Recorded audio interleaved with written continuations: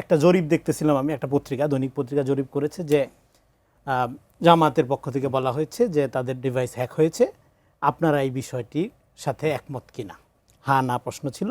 37,000 something লোক vote দিছে, তার মধ্যে 90% লোক এটাকে মিথ্যা মনে করে, 10% লোক বিশ্বাস করছে যে এটা হ্যাক হয়েছে। এই বিষয়ে আপনার একটু মন্তব্য জানতে হবে। এই সব কিছু সারাদিনে তো এইটা নিয়ে সবচেয়ে বেশি আলোচনা হচ্ছে না। দেখেন, আমি একটা বই পড়তেছি এই মুহূর্তে আমার হাতে, সারাউন্ডেড বাই লায়ার্স। খুব ইন্টারেস্টিং, এবং এখানে একটা চ্যাপ্টার আছে how to construct a believable lie. আমার মনে হয় এটা পড়ার দরকার ছিল তাদের প্রেস কনফারেন্সে যাওয়ার আগে।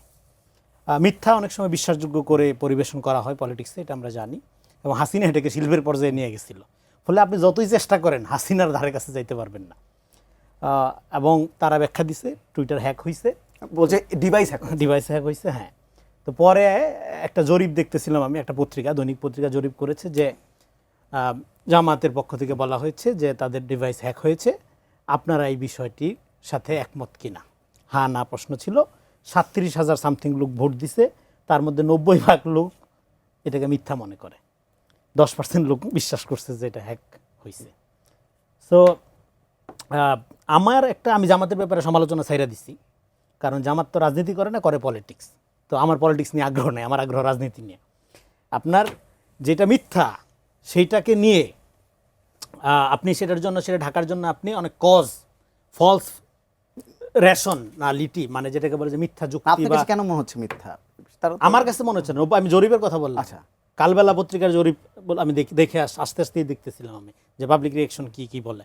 90% লোক মিথ্যা বলতেছে। তো 90% লোকের মধ্যে আমি একজন হইতে পারবো না, কি এই জন্য আমি দালাল হয়ে যাবো? হ্যাঁ, 90 এই দলের। আর আপনি যদি কোনো জামাতের কোনো সমালোচনা করেন তাহলে কিন্তু আপনি দালাল, নিরপেক্ষ না। শুধু এই দলের পক্ষে থাকলে আপনি নিরপেক্ষ। এটা হলো 5 তারিখের পরের সায়েন্স। হ্যাঁ, সোশ্যাল মিডিয়াতে তারা এইভাবেই ফ্রেম করে।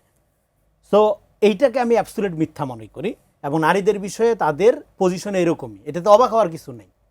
একটা দল, আপনি তার যদি ম্যানিফেস্টোটা পড়েন, সেই ম্যানিফেস্টোটা যদি আপনি ভালো করে লক্ষ্য করেন, তাহলে জামাতের মানে আমির যা বলছেন, আল জাজিরা ইন্টারভিউর কথা বললেন, এবং এখানে এই শব্দটা তো অবশ্যই এটা উচ্চারণ করা যাচ্ছে না, যে শব্দ আপনি তো বুঝতেই পারছেন, এটা নিয়ে আলাপ করার কিছু নেই। সো এটাই তাদের, এই শব্দটা আসলে অবচেতন মনে বাইরে হয়ে যায় না, যেমন আমার মাঝে মাঝে রাগ বাইরে হয়ে যায় না টকশোতে। হ্যাঁ, অবচেতন রাগ কন্ট্রোল করতে পারি না, তো অবচেতনে বাইরে হয়ে গেছে শব্দটা।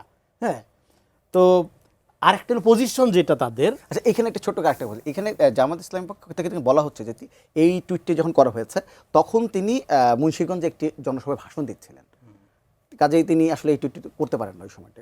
আরে বাবা, একটা টুইটার কি এই যে তারেক রহমানের টুইটার, বা ধরেন এনসিবির নাহিদ ইসলামের যে ফেসবুক পেজ, এটা কি নাহিদ ইসলাম ব্যক্তি নাহিদ চালায়, ফিজিক্যাল ব্যক্তি চালায়, না পলিটিক্যাল পজিশন চালায়?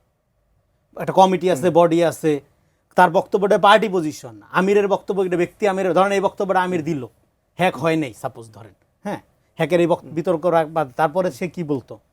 হ্যাঁ, যেমন ধরেন এই যে মিডিয়াতে হামলা করা হইলো, হামলা করার আগে তাদের ছাত্র সংগঠনের নেতাকর্মীরা যারা প্রকাশ্যে ফেসবুকে পোস্ট দিয়েছে সেগুলো যখন, এবং তারাও বিচারের দাবি জানাইলো এবং নিন্দাও জানাইলো, ফলে তাদের নেতাকর্মীদের দিকে যখন আঙ্গুল তোলা হইলো যে আপনাদের নেতারা বিশ্ববিদ্যালয়ের ক্যাম্পাসগুলোর যারা হ্যাঁ নির্বাচিত প্রতিনিধি হয়েছে, তারা তো প্রকাশ্যে হুমকি দিয়েছে এগুলো ডিস্ট্রয় করার জন্য, তখন বললে এগুলো তাদের ব্যক্তিগত মন্তব্য।